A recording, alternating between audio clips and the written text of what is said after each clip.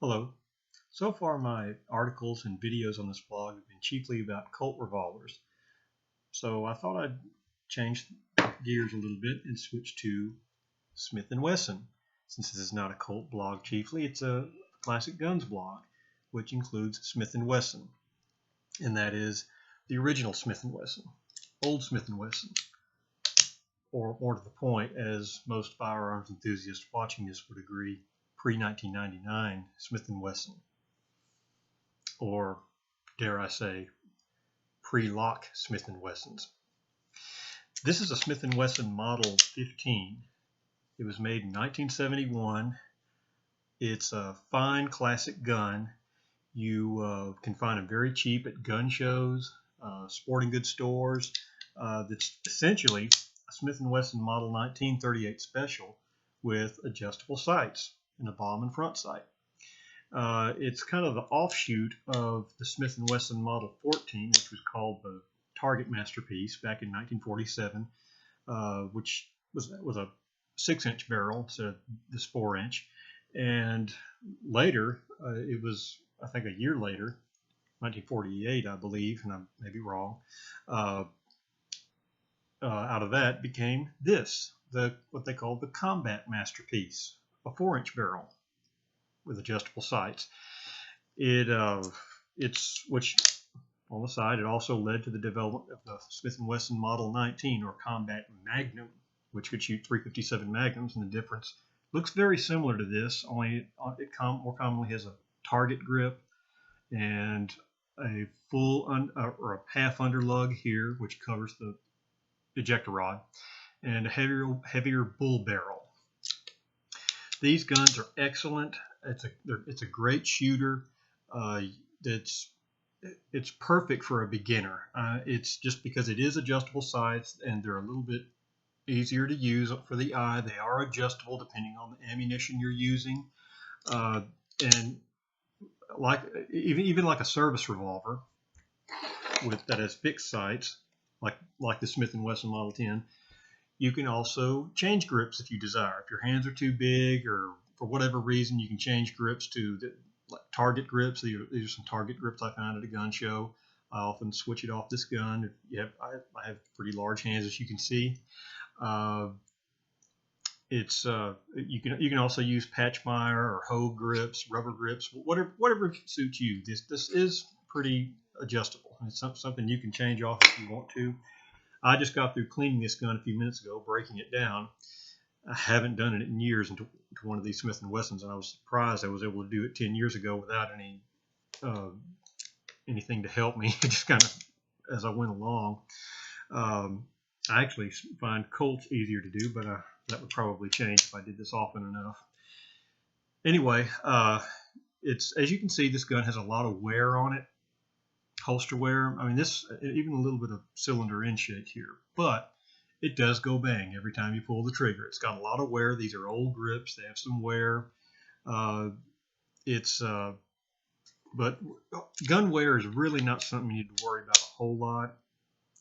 In fact, it's good because you can, in a way, it is. I think it's good because it can cut down on the price a lot and make you an excellent usable gun.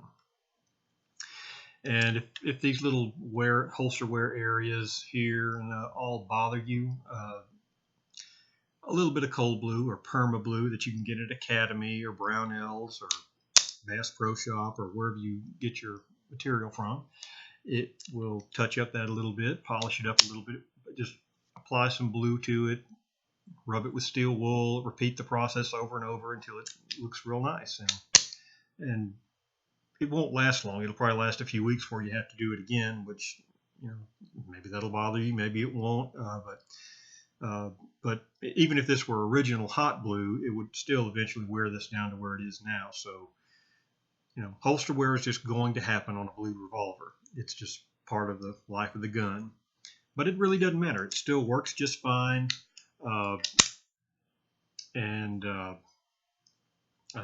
These guns are excellent. I think adjustable sights guns such as this became more accepted in the 70s and 80s, as I believe as lighter bullets became available, and sights could be adjusted, because originally the 38 Special was primarily a gun that fired a 158 grain lead bullet, which as if you lighten up the bullet a little bit, that's going to adjust your sights a little. So it's good to have an adjustable sight gun. Let's see, just a little commentary. Here's an excellent book on a man that really loved the Smith & Wesson revolver, and he's right up there with Jerry Mikulak, who's a modern speed shooter and marksman. You can find him on YouTube. Ed McGivern was his name, and he, I believe, fired a revolver faster than a semi-automatic, or proved that could be done, that is, back in 1935. And he was just an excellent shooter. A lot of good information here. Another one is No Second Place Winners by Bill Jordan. As you can see, he's got a Smith & Wesson K frame. That's what these guns are built on, the K frame. That's the size of the gun.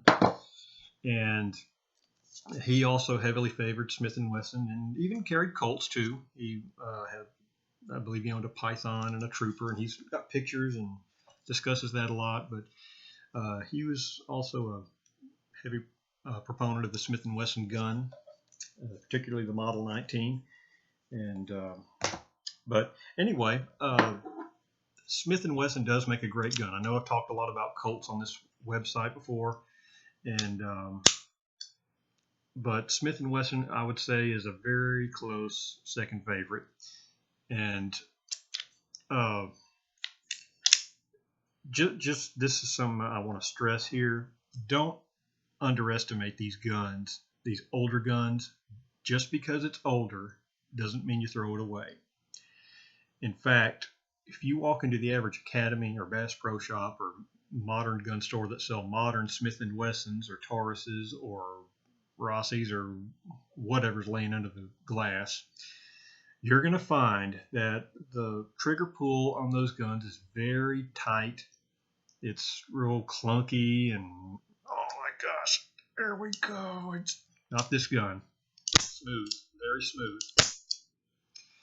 And it's Smith. That's how they used to make the older Smith & Wessons, and it's you can adjust the trigger pull a little bit to some extent with that little screw there. You just pull it out a little bit, just unscrew it a little, and it'll lighten up the trigger pull some. You don't want to do it too much because you'll get misfire and the gun won't shoot. But it's easily adjustable. There are other ways to adjust the action, by the way, which are beyond my know-how, but that's another story for another day. But anyway, just here's another little classic that is worth looking at gun shows. You can get them very inexpensive. This and the fixed sight Model 10 as well. Model 15s, Model 10s. They're good, cheap 38 Special revolvers, and I highly recommend them to you.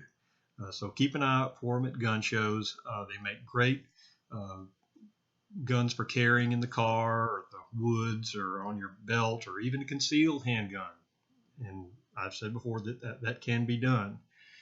And the Smith & Wessons, in a way, are a little easier to conceal if you stick them in the small of your back, because, or at least compared to, say, the official police or the Python, because their cylinder is a little smaller. It's not as large as the Colt. It's not too much of a difference, but it's enough of a difference to notice. Not that either one can't be done. It's something to consider. But anyway, keep an eye out for it at gun shows. It's well worth looking at and trying it. And another thing, I probably should have talked about this with the Colt as well, but it applies here too. Things to look for when you're buying a used gun are, first, cylinder intake. If it's doing it too much, it might have some problems, shooting loads that are too hot. And another thing you want to check is the timing. And to do that, you cock it very slow on each chamber. And if you find that the bolt, I've talked about the bolt before, at least that's what it's called on a Colt, if that's well in place and holding the cylinder firmly enough, you're good. You do that on each chamber, because each chamber can be a little different. That's 2, 3, there you go. Do it very slow.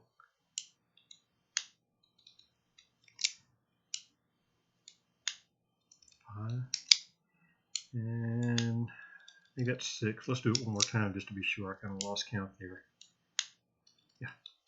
Another little thing to check, and this is, I understand, particularly true about Model 19s, the 357 Magnum version of this, is check the force cone. I'm told if you shoot loads that are too hot too often in a 357 Magnum, the force cone can crack. And right here at the bottom, this is called the force cone. This mouth here where the bullet goes from cylinder into here, that's called the force cone. And if this is cracked for shooting too hot loads or whatever, there are other things that can cause that too. Lead buildup in here and increased pressure, corrosion. But anyway, just look for things like that. If it looks good, you're fine. That's definitely something you want to be careful of, because if that's cracked, I believe you'd probably have to replace the whole barrel, and I'm not sure you want to do that. Let's see. Another thing you want to look for is look down the bore, and of course, make sure it's unloaded. Duh, that should be obvious. Look, and if you don't have a flashlight on you or whatever, or a phone light, which most people do now, but I was always taught to do it this way. This is how. Just stick your thumb under here, angle your thumbnail to the light, and it'll shine up the bore. And you should see smooth, clear rifling. If it's been shot, it'll have a little bit of lead and build up and all. But having said that, you might bring a bore snake with you to run it through the gun if you're a prospective buyer, if the owner will permit that. And it should be fairly smooth. It should look like a mirror inside the gun with rifle twisting. And what rifle twisting is, I don't know if you can see it here. I'll see if I can do it on the camera. But this is what you see in all the James Bond movies. There you go. It does show it. You see how it spins a little? You can see the rifling on the walls. That's what you see James Bond through in the beginning of every James Bond movie, where he turns and shoots and it gets all bloody and all that.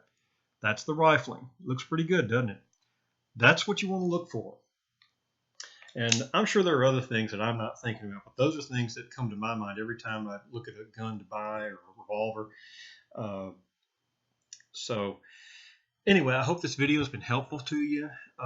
Colt and Smith & Wessons are great, and particularly the older ones, they were more work of craftsmanship, and they're inexpensive on the used market. And I hope you enjoyed this video, and please feel free to comment. Thank you for watching.